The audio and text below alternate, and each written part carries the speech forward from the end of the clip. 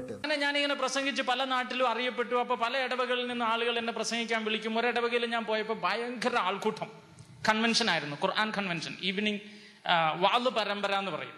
അപ്പൊ ഞാൻ അവിടെ ചെന്ന് കഴിഞ്ഞപ്പോൾ ആൾക്കൂട്ടം കണ്ടപ്പോൾ എനിക്ക് ഭയങ്കര ആവേശം. കൊച്ചു പയ്യൻ ആവേശം കൂടിയിട്ട് ഞാൻ അവിടെ കിടന്നിട്ട് ഉറക്കെ പ്രസംഗിച്ചു, യേശു ദൈവമല്ല, ബൈബിൾ ദൈവത്തിന്റെ വചനമല്ല, ക്രിസ്തുമതം ദൈവത്തിന്റെ മതമല്ല, യഥാർത്ഥ മതം ഇസ്ലാമാണ്, യഥാർത്ഥ ദൈവം അള്ളാഹുവാണ്, രക്ഷ വേണമെങ്കിൽ നിങ്ങൾ മുസ്ലിമാകണം.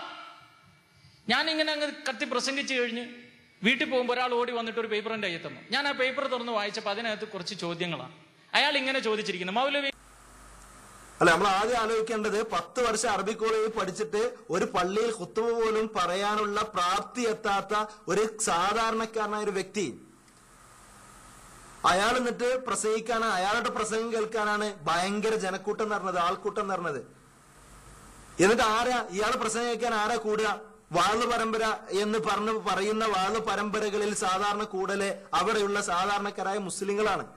എന്നിട്ട് മുസ്ലിങ്ങൾക്കിടയിൽ പോയിട്ടാണ് ഇയാള് പിന്നെ യേശു ആരാണ്, യേശു ദൈവമല്ല, ദൈവപുത്രനല്ല, നിങ്ങൾ മുസ്ലിങ്ങളാവണം എന്നൊക്കെ അദ്ദേഹത്തിന് ലഭിച്ച ശബ്ദത്തിൽ അദ്ദേഹം ശക്തമായി പറഞ്ഞത് തന്റെ മുമ്പിലുള്ള 2-3 മുസ്ലിങ്ങളോടാണ്.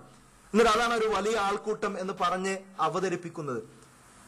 സത്യത്തിൽ ഇത് ഒരിക്കലും ഇദ്ദേഹത്തെ പോലുള്ള ആളുകൾ മുസ്ലിങ്ങളായിരുന്നുവെങ്കിൽ ഒരിക്കലും പറയാൻ കഴിയാത്ത ഒന്നാണ്. മറിച്ച് മനസ്സാക്ഷി മറ്റുള്ള ആളുകൾക്ക് മുന്നിൽ തന്റെ മജ്ജയും മാംസവും തലച്ചോറും മനസ്സാക്ഷിയും ഒക്കെ മറ്റുള്ള ആളുകൾക്ക് മുന്നിൽ പണയം വെച്ച് കഴിഞ്ഞാൽ അവർ ഛർദ്ദിച്ചു കൊടുക്കുന്നതൊക്കെ ഏറ്റുപിടിക്കാനും അത് സ്വീകരിക്കുവാനും മാത്രം പ്രാപ്തിയുള്ള ആളുകളായി ഇവർ മാറുന്നുള്ളതാണ്. അതല്ലാതെ ഒരിക്കലും ക്രൈസ്തവ പുരോഹിതന്മാരുടെ ഹീനമായ തന്ത്രങ്ങളിൽപ്പെട്ട് ക്രൈസ്തവ പുരോഹിതന്മാർ എഴുതി കൊടുക്കുന്ന വാചകങ്ങൾ അതേപോലെ ഉദ്ധരിക്കാൻ, അതേപോലെ ഛർദ്ദിക്കാനല്ലാതെ ഇതിന്റെ അപ്പുറത്തേക്കൊന്നും പറയാൻ സാധിച്ചിട്ടില്ല എന്നത് ഈ പ്രസംഗത്തിന്റെ ഓരോ വാക്കുകളും നമ്മെ അറിയിക്കുന്നതാണ്.